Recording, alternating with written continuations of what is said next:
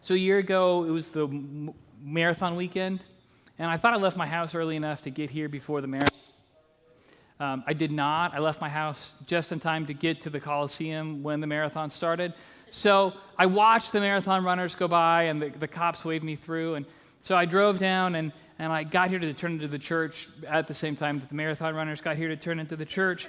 And so it was like there was only one real option, and it was to drive the rest of the way to Dunkin' Donuts and get a coffee and some donuts and then come back. And so I did that. I went through, I got my coffee, I got my chocolate donuts with cream filling and sprinkles, and started to make my way back. And I sat here outside of the driveway to the church for a while, like eating my donuts, waving at the runners, And I had this moment where I was like, we've made different life choices. I love the story that we get in Hebrews 12 of those who run, those who set out on this journey, of this idea that we are called to run with perseverance the race that's been set before us, that we're given this idea of a goal or finish line that we're to shoot for, and that we have this opportunity to run a race, to live our lives as people who seek to serve God. A witness in the Greek is not someone who was a spectator. They weren't just someone who watched. They were someone who participated. They were someone who was on the track cheering and calling people forward. And we realize that there are people in our lives who have brought us to this moment. Who are the people in your life that have been witnesses to what God has done? Parents, grandparents, Sunday school teachers, friends, people who have shown you what it means to faithfully follow Jesus and who have set an example that you can follow. But the other question I have for that is this: for whom are you a witness? For whom are you the witness to what faithfulness looks like? For whom are you the witness to what it means to follow Jesus? And some people say, I'm not sure that I'm ready to do that. The truth is, those around us don't need a perfect example, they just need a living one. And we are called to be a living example, a living witness for what it means to follow Christ. As we understand that we have come from somewhere, we understand that we are going somewhere. We understand that we're running this race that God has called us to run with perseverance, and we understand that we're called to run with a sense of purpose.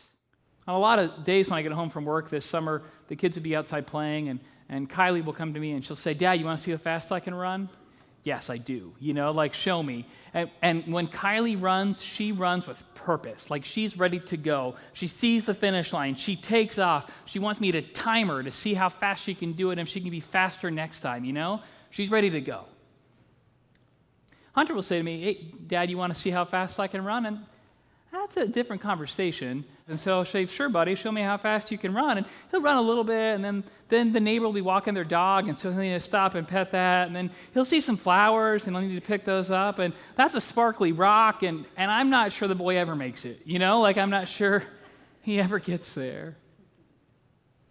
Sometimes we feel like we are meandering in life, like we've lost a sense of purpose and call. But hear this, we have a deep sense of purpose and call that has been placed inside of us. And I'm not talking about like knowing what you're going to do with your life or knowing what your major is or knowing what the next steps are. I'm not talking about a sense of purpose and call that comes from the jobs that we do. I'm talking about a sense of purpose and call that comes from who we are. It comes from inside of us. It was placed in us at our baptisms. When we decided to follow Jesus, when someone helped us make a commitment to say we want to have a purpose to seek and follow Jesus with all we got, those are the moments that we've been able to take in, and those are the moments that continue to shape us.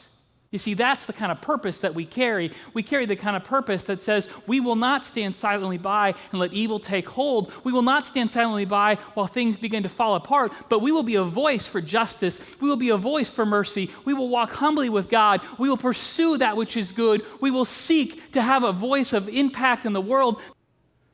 That's the beauty of this race. We are given a purpose and a call to stand against all that is wrong and to call forth all that is right, knowing that we do so with the power of God. The writer goes on to say, when you know your purpose, you have to be prepared. You have to be prepared by throwing off the weights that hold you back. Now, I told you I don't know much about running, but I do know something about weights. because for a long time my family considered vacation to be camping, which I haven't quite wrapped my head around yet. But we would take like these canoe trips up into Algonquin, way north of Ontario, Canada, where you'd like get a canoe and canoe across the lake and get to a trail and like carry your stuff across the trail to a next lake, and just that's what you would do because that's fun. And so I remember the first time, the last time I was there, I remember getting to this trailhead. We canoed across the first lake. We got to the trailhead, and my dad starts to like dole out who's carrying what, right? And so my mom's going to carry this, my brother's going to carry this, and my dad's carrying the canoe. And what's left is this ginormous yellow pack. It had all of our food in it. And my dad said, "You're going to carry this, right?" So like he helps me get it on, and it's one of those moments where you strap it on, you cinch it down, and you're like, okay, I'll catch up, right? And so my family leaves me in the wilderness, and they kind of go on ahead because they're not carrying a 1,000-pound pack, and I am. And so like I'm tromping through the wilderness, and I'm dying, and I'm exhausted, and the trail feels like it's like 17 miles or something. And so anyway, I see a log, and I think I'm going to sit on this log and catch my breath. So I sit on the log and catch my breath, and I forget that there's a 1,500-pound pack on my back, and I realize that when I'm flat on my back, staring up to the trees, and I'm stuck. There was this brief moment of panic where I realized that I had all the food in this pack, and there are bears, and that wasn't going to go well. I was really relieved when I heard my mom's voice say, "Do you need some help?" I went, "Yeah, maybe a little bit. Yeah, I could, you know." There are things that we carry with us that weigh like a big yellow pack. What are the things that weigh you down? What are the expectations of yourself that you carry that maybe aren't fair? You see, friends, if we're going to run the race with purpose, we've got to let go of the things that hold us back. I love the way this passage ends. You run, keeping your eyes on Jesus. Run with purpose. Run with freedom. Run with focus. Because the race set before you is the race God has called you to run. Run, then, persevere, and be faithful, that God might be at work in you and through you.